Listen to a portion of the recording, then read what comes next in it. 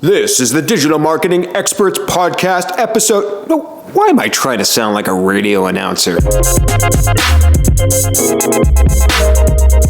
Experts on the Wire, episode 41. Marshall Simmonds.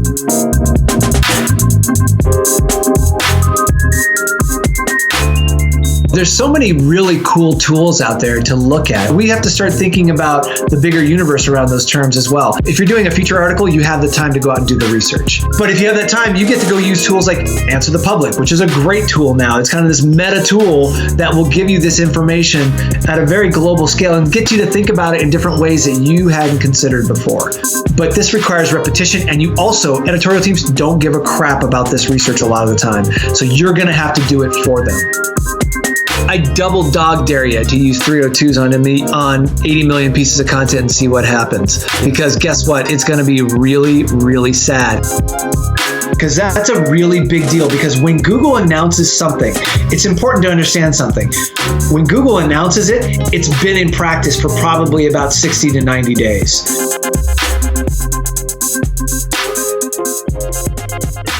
Hey everyone, welcome to episode 41 of Experts on the Wire. Just trying something a little different in the intro today. Those clips are just a teaser, just a small preview for what's to come in today's conversation. Before we get into that, if you'd like to sign up on the email list and get all the links, resources, show notes directly in your inbox right from me when every new episode posts, you can go to evolvingseo.com, go to any page where there is a podcast episode, and sign up on the very easy MailChimp form on the right-hand side. And with that, let's get into today's conversation with Marshall Simmonds. We're going to do something a little different than what some of the listeners might be used to. We're going to spend half the show talking about dark traffic, dark search, dark social. Then I want to spend the other half of the show going through a bunch of SEO topics that I know are on a lot of people's minds. And the reason I'm doing this is because I was doing a lot of research to figure out what to ask you for this show. And I heard you on the Edge of the Web radio for the podcast episode you did with them. They do this segment at the beginning where they kind of run through some SEO news.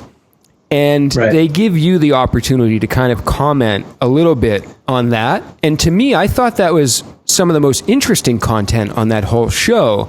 And I kind of wish they had let you speak a little bit more about that. And it seems like you just, from all of you, I mean, you're in the trenches, you're doing this all the time. And a lot of people that talk about Google and algorithms and everything, they don't really know what they're talking about half the time. In fact, a lot of people. So, yeah, that's a problem with this industry, I would say. Yeah. So I really want to just go through and on the second half of the show, go through those quick hit topics and get your feedback and your standpoint on them. I think some of them might be slightly contrarian or slightly different than what people are used to hearing based upon your experience. So I'm excited to get in that. But first, can you just give us a quick little background on your company, your background in search, and all that backstory? Sure. And I'm going to absolutely myself, but I'm next year will be 20 years of being deeply involved in search, in audience development, in SEO, at the enterprise level, and even I would say at a consulting level too. So I've been consulting since 1997 in search. So a lot has obviously transpired, but as part of my background, I worked with a company called About.com from 99 until 2005 when the New York Times acquired About.com. And I became the chief search strategist for the New York Times, for the Boston Globe, for the International Herald Tribune. And as part of that, we started Define Media Group. And Define Media Group is a consultancy, a small boutique consultancy specializing in audience development at the enterprise level. Enterprise search engine optimization. We do some business management, and we do strategic consulting for in the investment community, as well as enterprise publishing and even e-commerce as well. So we did that. And then in 2011, we spun Define Media Group off of the New York Times. We've got 10 years worth of clients from every name, every blue chip publisher on the East Coast to some international properties, quite a few international properties that everyone knows and loves. Awesome. So you're dealing with mainly enterprise sort of SEO situations. Yeah, 98% would be considered enterprise. I guess Business Insider would not, but that's only because we started with Business Insider when they started, and we kind of grew them from this fledgling startup to where they are now, which is just shy of what I guess we could call enterprise, but only just by virtue of how people think about them. So yeah, I would say a majority of our clients constitute enterprise level, massive amounts of traffic, kind of driving the web or the zeitgeist of the web.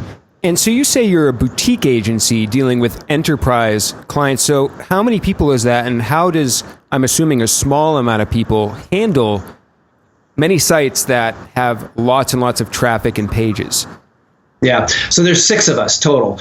We keep it small by design. We're industry veterans, and so we all have our book of clients. And so we treat it as like a law firm where we all have our own clients, but we all help each other because we have different areas of specialty. We have different backgrounds from e-commerce,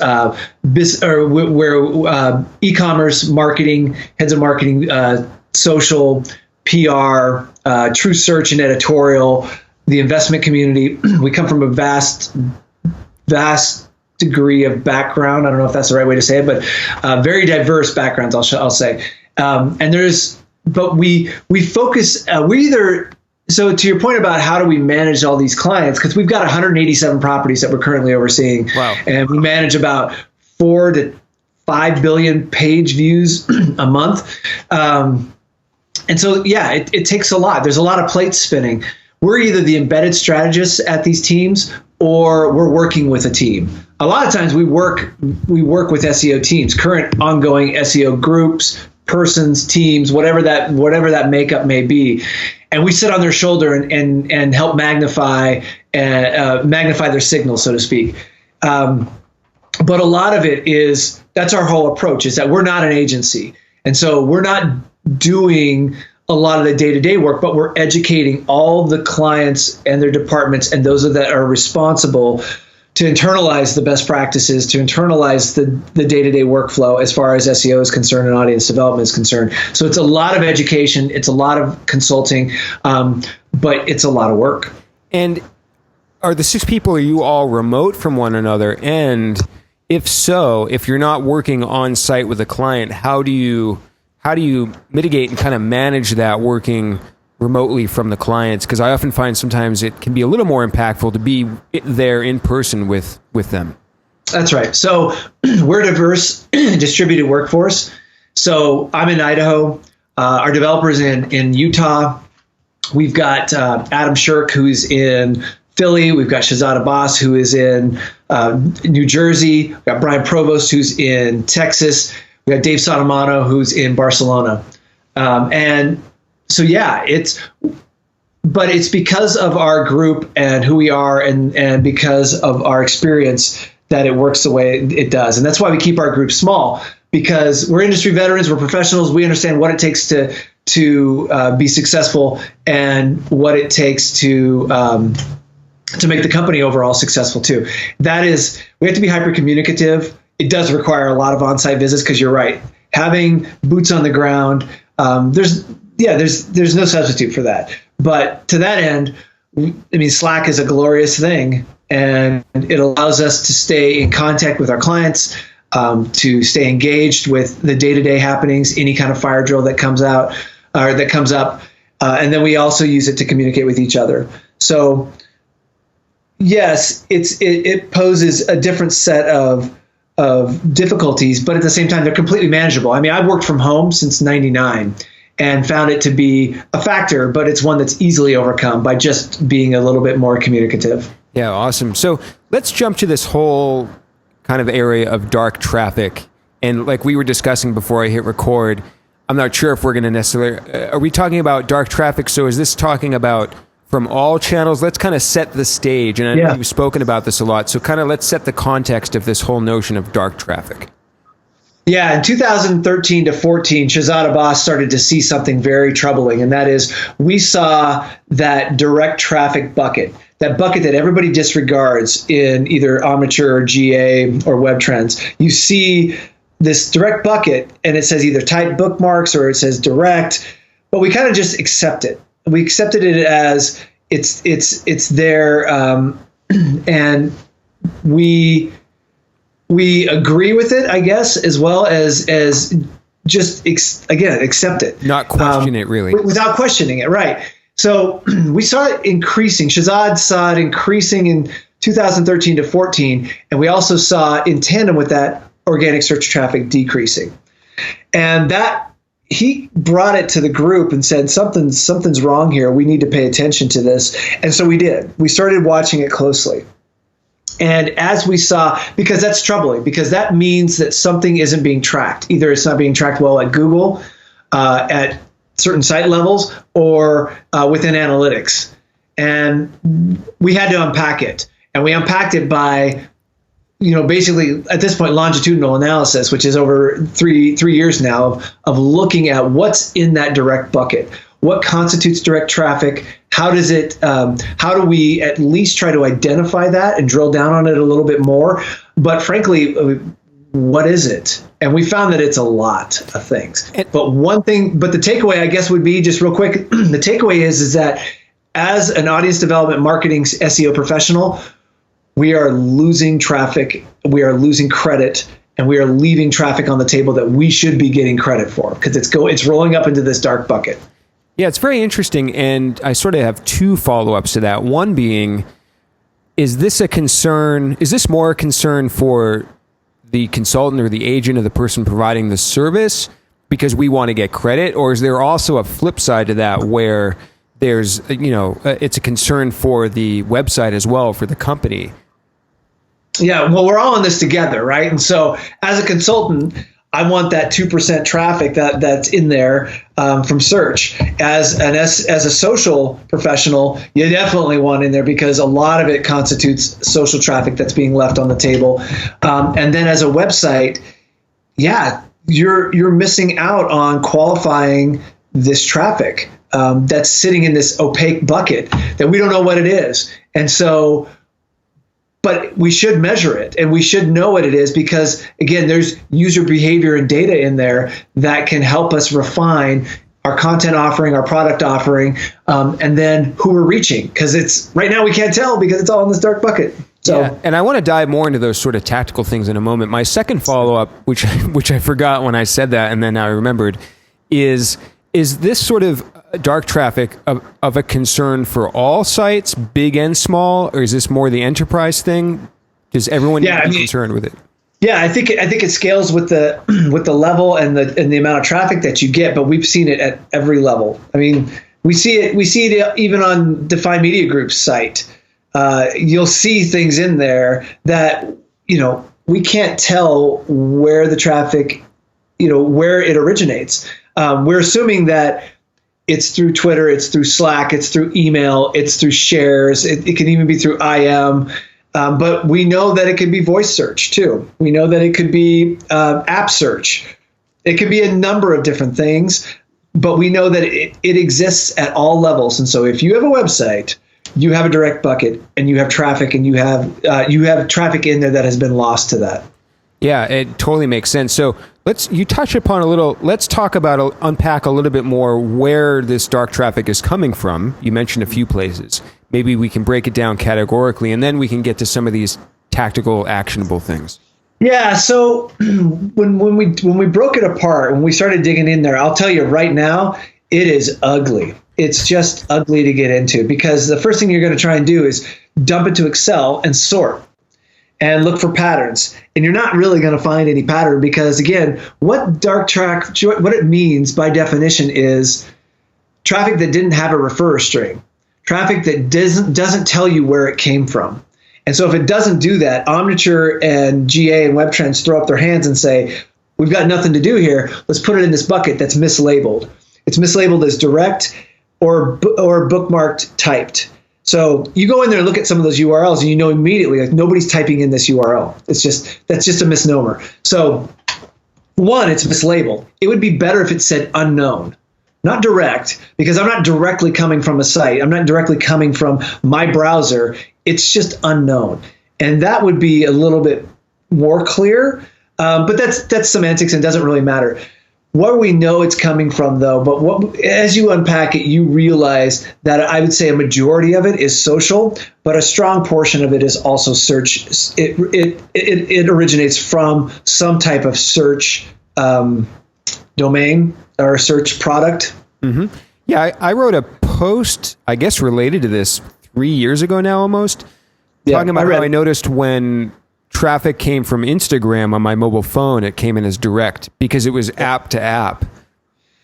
Yeah, I read that when I was getting ready for MozCon. I read your article about that because I had to basically apprise myself of everything that was out there. And surprisingly, there's not a lot of information. Yeah. So, go ahead. Sorry, how does somebody start to figure out or recover where some of these traffic sources are coming from? Well, yeah. And okay, like I said, it's not easy. There's going to be a lot of known unknowns as you dump that data into Excel, which you're going to have to do. You work through the UI, and that's fine, but you're going to see in there that there's a lot of nonsense. There's going to be just a lot of IP addresses that don't necessarily resolve that we're going to have to try to group somehow. But again, there's the methodology behind it is what we found is different with the majority of the sites that you're going to work with. So there's no cookie cutter. Yeah, what would be great is if we could build a tool that would do some analysis. But again, there is no tool that can basically do a reverse lookup on this IP address. I mean, there is, of course, but I mean, you're going to basically look at this and say, let's just go into an ISP. That's probably somebody that either came from Slack or came from an IM or even just clicked through on an email. There's a lot of unknowns there. So we have to look for, we have to do some tactics that I don't want to get into tactics until it's time, but that's basically what it drove us to is you have to quickly start looking at historical data and try and draw some trends. Yeah, so one last question, then we will get to tactics. I think it's kind of naturally flowing there is when you're talking about dumping something into Excel, is there a specific report from analytics you're referring to, or? No, I just took the direct export and put it into CSV format and then just sorted. And I was just hoping and praying that, oh my gosh, maybe there will be a pattern. There'll be a pattern of some kind that I can identify. But it's usually it's just IP addresses and whatnot that when you go back and look, it's usually to ISPs. There are some nuggets in there. I will say that because you can tie it back and you're like, oh, wait a second, that's Pinterest. Right. And you're able to see that it's Pinterest, and you're able to discern that, okay, we know what their IP block is. This might be an app, and that's where we start cross-referencing with some historical data, and that's the tactics. That makes sense. So when you're referring to ISP and the IP and everything like that, you're talking about the actual address of Pinterest where they're hosting their site. Yeah. That's right. And so we found some things in there, whereas the Pinterest.com that IP bank is pretty well known. What isn't is somebody's IP from an app going through whatever. It gets so obscure that it's unable to track. But we can see that it's coming from a Pinterest-related IP address. Got it. So yeah, let's move to the tactics and solutions. What are sort of some of the immediate, maybe quick win solutions or tactics that come to mind? And let me say, this is definitely for a Friday afternoon because it's ugly, but it requires a little prep, and that is you have to go to the social team and say, hey, can you give us every link that you have promoted within the last 30 days, last 60 days, last 90 days if you're really feeling froggy. But you take those URLs that have been promoted across whatever, and that's usually a pretty easy pull, whether it's, whether Parsley can give it to you or, whatever your tool of choice is for a promotion around social. You take that list and you basically cross-reference it with the direct traffic. And what you're looking for is, did that URL resolve on that direct list? If so, you naturally remove it. Right. Because what that typically says is there was some social share that happened that's not tracked. And social apps are notorious for not being trackable. Because again, that's not their main objective. If you're an app builder, you want retention and you want downloads, right? Not in that order either. You want downloads and retention, obviously, but you don't care about metrics or providing metrics at that point. That comes later. I mean, think about Facebook. It was a long time before Facebook Insights got really useful. Right. That's an afterthought. As it picks up steam and people really start to use it, and marketing departments start to integrate it into their plan, that's when metrics become important. Yeah. Up to that point, it's not a highlight. So that said, you scrub against that list. And you scrub as many times in many different ways as possible. Again, I'm being vague because everybody's process is going to be a little different, and what they find in that direct bucket is going to be different. But what's left over after multiple scrubs, that's a bucket of traffic that's probably either tangentially social related, but it's quite possibly search related too. Yeah, and how much of this is coming from maybe messenger apps? Maybe that's what you're referring to, or people text messaging and more than we thought. And again, it's hard for us to say, but again, you think about this meteoric rise of Slack. We tested this, and if I click on a link from Slack, it comes back as unknown. We know that for a fact. Yeah. Yeah, the referral string is basically tagged as unknown. That's going into the direct bucket. And guess how many people are using Slack? Yeah, a lot. So how much entire corporations are? How much does using things like the URL builder and campaign tagging help? It does. It absolutely does. And so that's obviously one of the fixes to make, is going in and assigning with whatever your social medium of choice is, assigning a specific string or a specific tag to associate it with that social tool of choice or that social promotion vehicle of choice. That's a quick fix to this, obviously. Mm-hmm. At the enterprise level, though, that's not necessarily easy to do. That's resources, that's tickets, that's time, and then and we always advise doing it. And that's the best way to do it, right? You're setting up UTM codes, you're using Tag Manager. It's helpful in that respect. To basically get around this, you're still going to find a lot of noise in there. But again, what that does, though, is, like, to your point, is it takes one thing off the table. Right. So a few minutes ago, you mentioned things like when you have the correct attribution and you can measure this, then you can start to look at kind of behavior metrics and like analyze your traffic as far as how it's behaving better.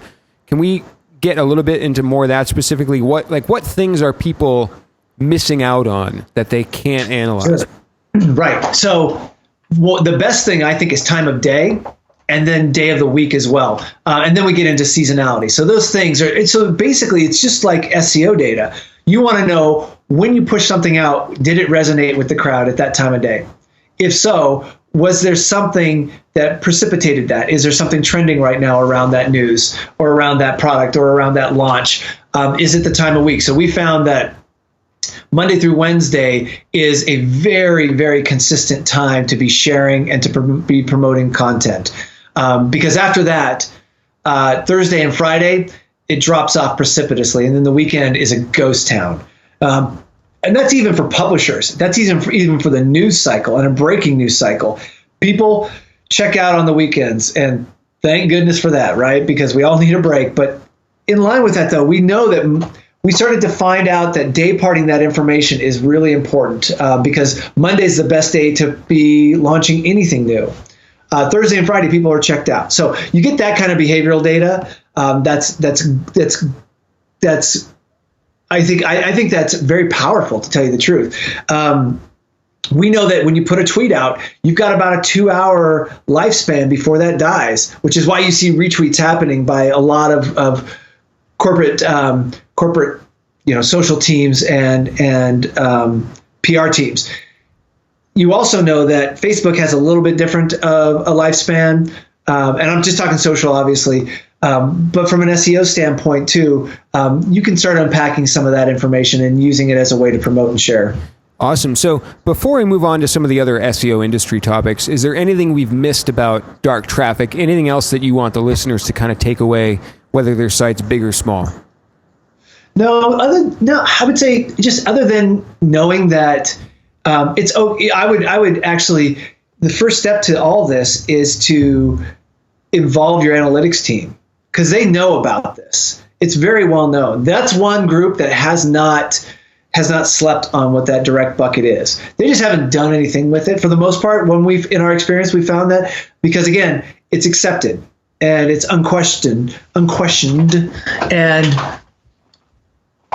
they're your best line of defense, and they can help unpack it a lot easier than I would say you can.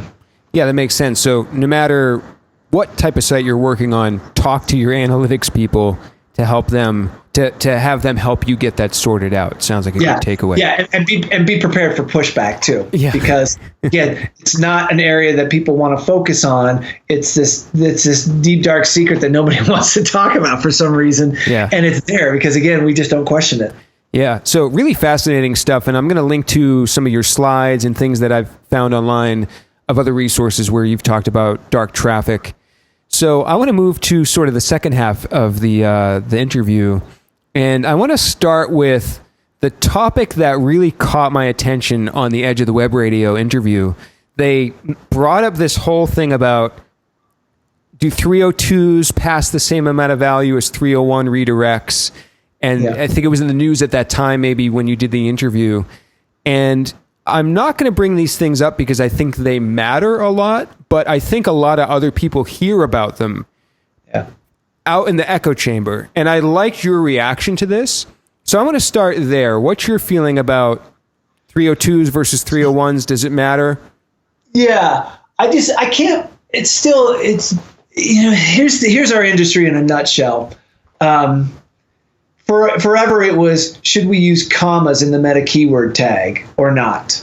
Or how many meta keywords can you have in the meta keyword tag? Again, this is going way back, but there's a cyclical argument that continues to come back around with our industry. It's just our behavior, and it's interesting to me. But it's also what's interesting to me is how we let Google force feed us information. And when they say something, SEOs knee-jerk reaction is to accept it, to not test it, to not try to prove its validity, to just accept it at face value. And there's a number of examples, from going secure to HTTPS guarantees a ranking boost. No, it doesn't. Proven that. That was next on my list. How did you? Yeah, you read my mind. And 302s versus 301s. I can't believe we're having this conversation again. And look, it's perpetrated by Google. They continue to say. I mean, they said it 2 weeks ago at SMX. Like 302s are just as good as 301s. Oh wait, no, not when we're talking about canonically, but when we're talking about whatever, it doesn't matter. So it's complete and utter BS, because just ask the Condé Nast team, SEO team, how well 302s work. If you want to see something in practice, go look at what happened with Wired. When they went secure and used 302s under the guidance of what Google had said about 302s, they decided to redirect, and Wired, because Wired is awesome, and I'm a huge fan and continue to be, wrote an in-depth article about it in hindsight of how using 302s completely screwed up their site. I mean, it demolished search traffic almost overnight. Wow. Almost overnight. Yeah. And that's because they chose to use 302s versus the long-standing approach to migrating content, which is using a 301. Again, it's funny that we're having the conversation, but Google's doing nothing to help us in that regard. So the moral of that story is, just because Google says it's true doesn't mean it is. It doesn't mean that it might be in practice and they may have the best intentions. I feel like they're not trying to be malevolent, but they're saying things that haven't necessarily been tested out in the real world. And that's what we do. And that's what we bring to the table. And we're just as valuable an opinion as Google is. And I mean, there's nuances to that, right? Like you said, they might intend to have 302s work, quote, just like 301s. But then there's the nuance of the HTTPS and like, okay, if it works, how long does it take to work? Or, you know what I mean? There's all kinds of potential problems. And the way I look at it is, by web code standards, the 301 is the permanent redirect. And that's right. So forget about SEO. I mean, that's following appropriate web standards. That's right. So, and that's what we're going off of. And until you've moved, 80 million pieces of content, until you've done that, and I I double dog dare you to use 302s on 80 million pieces of content and see what happens. Yeah. Because guess what? It's going to be really, really sad. And here's the other thing is digging out of that hole. You're like, oh, I made a mistake. I'm going to go back and set up those redirects as 301s. It doesn't quite work like that because Google has a long memory, unfortunately. And even if you go back and fix a problem, it takes a long time to get that recrawled and back to parity. Yeah, it was interesting. I had John Mueller on this podcast a month or two ago, talk to him about AMP. That was my hook. I said, yeah, let's talk about AMP. It's kind of a safe area away from rankings and stuff. But then I did ask him a few ranking questions. I asked him one where I told him I was looking at a client's log files and noticed that Googlebot was crawling web pages that were so old and did not exist, were not being linked to. And he goes, oh yeah, Googlebot has a very good memory. And so have you seen things like that as well? Of course. So log file analysis is very interesting because what you find is some of those old reliable, reputable, long-term pages on a site continue to be an entry point into a greater entry point into a greater system, if you will, where Google relies on those and uses those as crawl vehicles or entry points into a website. Absolutely. So there's a concept that Alta Vista put out a long time ago called domain longevity and page longevity. And that is the longer a page is up, the longer a site is up, the more reputable it is, and the more reliable it is. And there's something to be said about that. And that's the memory that John Mueller is talking about, which is to say that if there has been a page on the business section of the New York Times that by Googlebot crawling in there can get to access a lot of content, a lot of pages throughout various parts of the architecture, guess what? It's going to use that going forward because as the homepage changes every day. The section pages change every 20 minutes or so. Why would Googlebot? So for fresh content, yeah, Google's going to grab that because it wants new and fresh content. But if it wants a path into the site, a deep path into the site that's not necessarily promoted on a section front or a homepage, it's got to find these side channels, and that's what the link graph is for.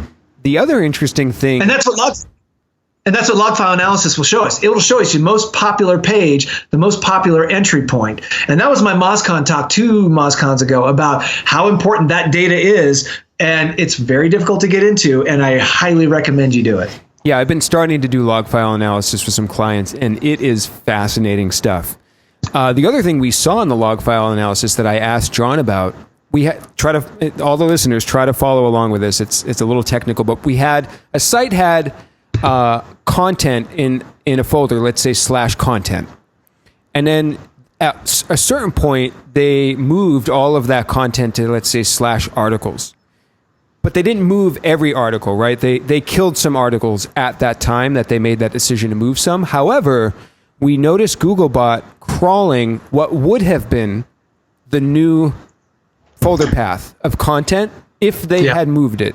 So do you have any insight to what's going on there with your work? And Google's smart, and the people over there are smart, and they think like, I mean, and they don't necessarily think like webmasters, but they're thinking like a computer, whereas to say that they want to anticipate what other technology systems are doing. And that's what I think is happening there, obviously. If you're going to move some content, but not all of it, Google's going to anticipate that, oh, you are going to move all of it. We're going to go where it should be and skate to where the puck is going, not to where it is. That's not at all surprising. That's why it's so easy to move 80 million pieces of content. Google picked it up like that because if you know the levers to pull and tell them exactly where to go, they're going to do it fast and they're going to do it efficiently because they've got thousands and thousands of servers that they can put on it, right? And so, again, that's what's wonderful about our industry at the same time because the underpinnings of SEO haven't changed in 20 years.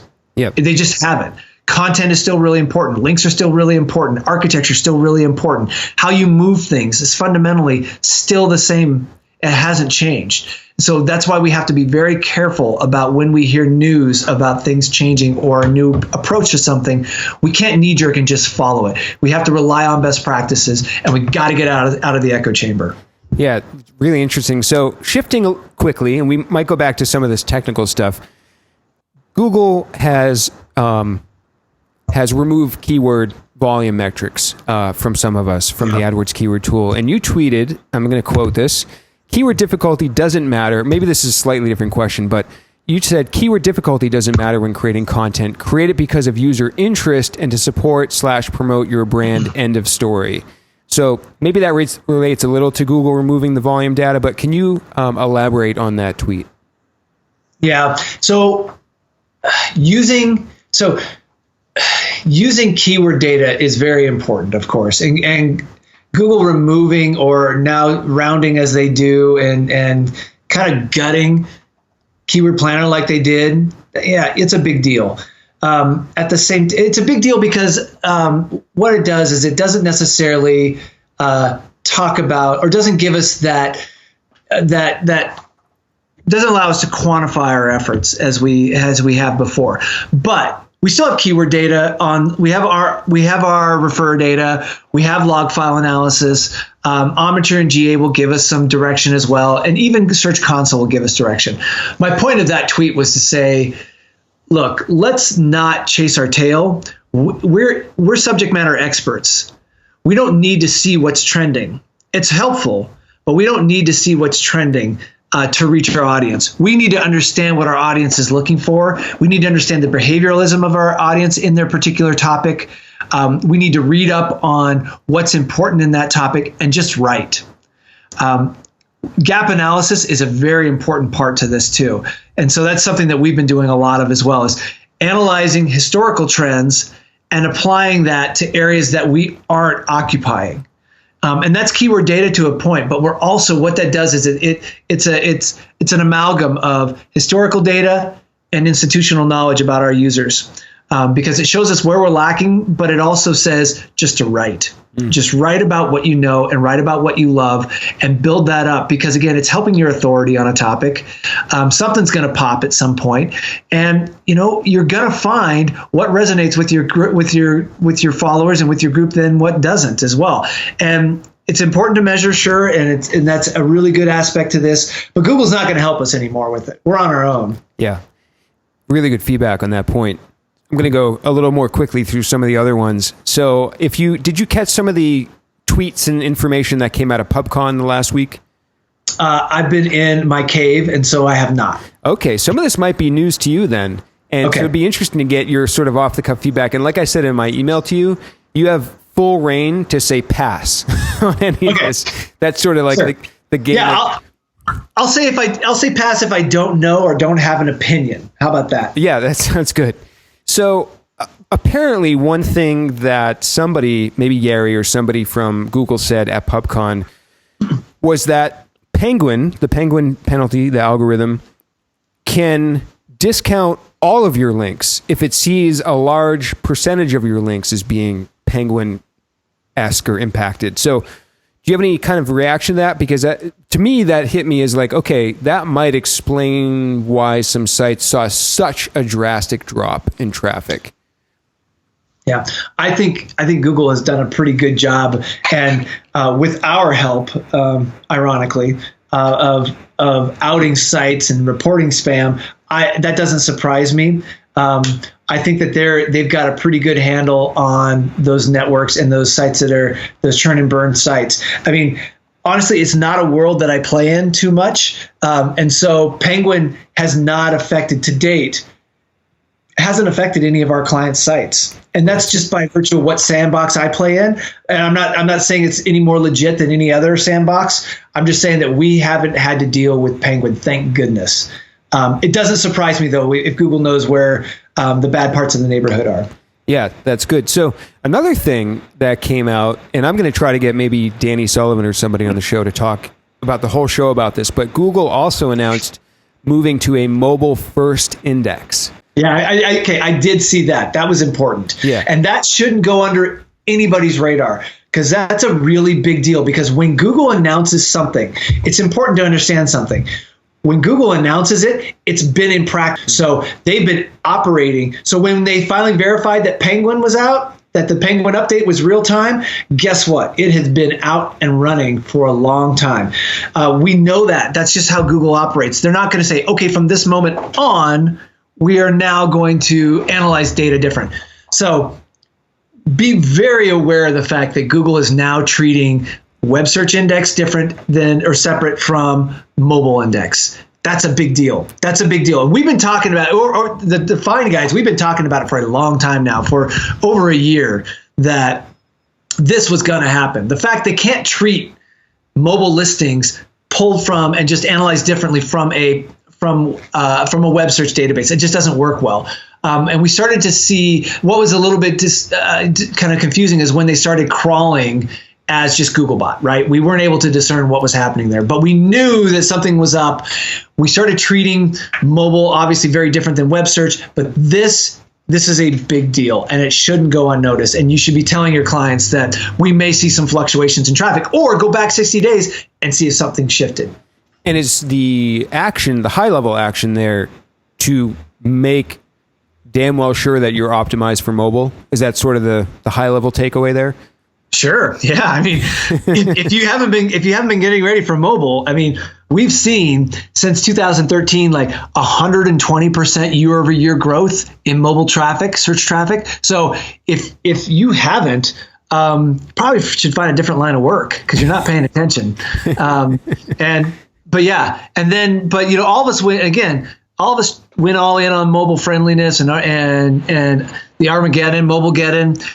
Just to have that rug kind of pulled out from under us with AMP. So yeah, that's another rant altogether. But you know, AMP is here, and AMP is a substantial number. I mean, the traffic that it's delivering has been substantial over the past 3 months for us. Yeah, and actually, I had that on my list. So let's jump to AMP. Okay. Yeah, I mean, look, I think it depends on who you ask, because Google has put out a lot of projects. We've all been burned, right? Especially if you're in Google News. We've all been burned. They come out with a new product. We rush to support it, get cycles. We have to justify it to the CTO or to who's ever in dev or product to get the cycles to make the changes. And then Google doesn't support it, or it doesn't run, it doesn't deliver on traffic. So we're all running to get mobile friendly because Google tells us, and then all of a sudden they talk about AMP. Now, the underpinnings of mobile search are important because, again, it just helps to speed up the site and it's good for users, et cetera, et cetera. But AMP is a big deal because it basically hands over the content, so to speak, to Google, right? They're going to host it. They're going to deliver it. You know, we're getting some flexibility with ads now.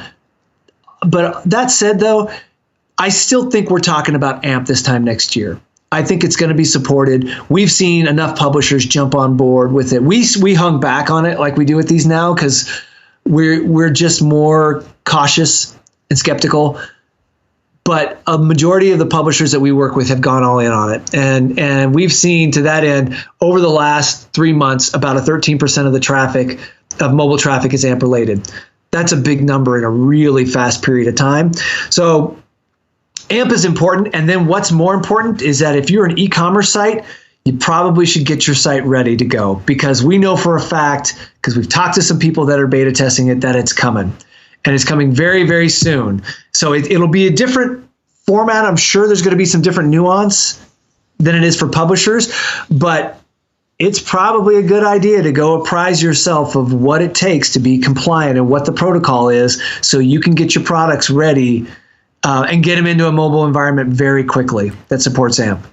So you're talking about running AMP on your e-commerce product pages? That's right. Yeah, it's not available just yet, but it's coming very, very soon. Yeah. So really good point. And it made me think in my head as we were talking through, this episode was supposed to post in like a week and a half, but like I almost want to post it sooner because a lot of this seems very timely and relevant. It's the same. Yeah, it's the same with Rich Cards. Rich Cards debuted with recipes and with sports. And guess what? You should probably be getting your site ready to utilize and to take advantage of those features very soon too, because they're testing and it's going to roll out to basically every vertical. So we've been advising all of our clients about, hey, here's what we need to do to prepare, and getting tickets written. They're not prioritized, but they're ready. Yeah, we had Rob Bucci from Stat on the show a week or two ago. He talked all about the featured snippets. You touched upon HTTPS a little while ago, not so much in terms of it being a ranking factor or not. So do you have any feelings there one way or the other? Is this I think it's a great, I think it's very important to do. I just wish Google had said it differently. They don't need to hold over us that it's a ranking boost just to get us to do it. But at the same time, it was kind of, if I'm trying to take it in a really positive way, because Google's been saying for a long time now, go secure, go secure, go secure. And every CTO is like, yeah, we'll get around to it. And they're like, well, I wonder how we can get this done. Well, let's pull the SEO string, being the puppet master that they are, because they get shit done at the very least. So it's kind of a nod in our direction. But the only way they got us to do it was to say, hey, you're going to get a ranking boost, which is patently untrue. We've shown it through all the defined data that we had. We've exposed it. Marcus over at Search Metrics has shown. There's this SMX panel where SEMrush and Search Metrics and other analytical tools, and maybe even Rob at Stat, they showed that sites that went secure saw no ranking boost, none. So right idea, because the idea is for Google to have a safe, secure environment to surf that cannot be obscured or it cannot be intercepted. Right idea, bad execution. But again, I guess they used us in a way that they saw could get things done. So that's kind of a nod in our direction. Yeah, I guess that is a positive way to look at it. We talked about Google News a second ago. I don't know if you saw, I just tweeted today, and I think it came out yesterday. Google News talked about putting this fact check label on news articles. Did you see that? Yeah, I did. And so what are any thoughts about that? Is this a big deal? Is this just another day in Google News? What's the substance there? I mean, there's no bigger advocate for Google News than I am. It is a incredible, huge, large side door into very popular topics. If something trends, we can be the new number one in an hour, right? Just based on how Google News works. However, there have been years of data that I can point to and years of projects that I can point to where we've been burned by Google News, and not necessarily in a malicious way, but we've gone and we've implemented tags, we've implemented features that have gone unsupported. When I see a fact check, that really feels like flavor of the month to me based on this election cycle. Because if you look right now, one of the biggest terms, most popular terms around the election cycle is fact check. The Times does it, WAPO does it, Huffington Post does it, NPR does it. They have real-time fact checking. It's a buzzword right now. And to that end, Google, that's a bit flavor of the month-ish for me. So what I do when I see this is I sit back and see what happens. It's like the Google News keyword tag. Same thing. Does it work? It is so difficult for us to quantify if it really works or not. It really, really is, because you've got a 48-hour window to really go prove if my misspelling of somebody's name that we put in a Google News keyword tag, does that really work? Yeah. Does that move the needle enough? So to that end, we're going to wait and see on that. And I probably wouldn't touch it until January personally, because again, it's not a fad, but that term right now is a real flash in the pan. Yeah, I agree. And there's a quote that Stephen Covey used a lot, the space between stimulus and response. I think he was talking about this and referring to your emotions and whatnot. But I think I often tweet sometimes and say that I think it's a concept that SEOs could apply a lot more often as well. It's just, like you said, okay, here's the information and take some time and let it process and see what happens. Yeah. I mean, just wait and watch, because Washington Post, they're the quickest to implement, because they've clearly put a lot of resources into SEO, and since Jeff Bezos became a part of that organization where technology really does run rampant over there in a very strong way, they implement any change that we see coming out of Google very quickly. So I'm just going to wait and see and let them be my guinea pig, frankly. Yeah. So I would be remiss to not ask a little bit about your experience at maybe the New York Times or some of these big publications. One specific question about the New York Times is I think that you mentioned in an article that you decided to make the archives available online for the New York Times. And if I have that fact correct, what were some of the factors that you considered when making that decision? Well, we know that archives are always just a really good annuity. That is, somebody is doing a history project and is searching for a certain battle that was probably covered by the New York Times that we had in an archive. And we had an archive that went back to 1852. When SEOs see that, or they see content behind a wall or content that's not being utilized properly, we see that as opportunity.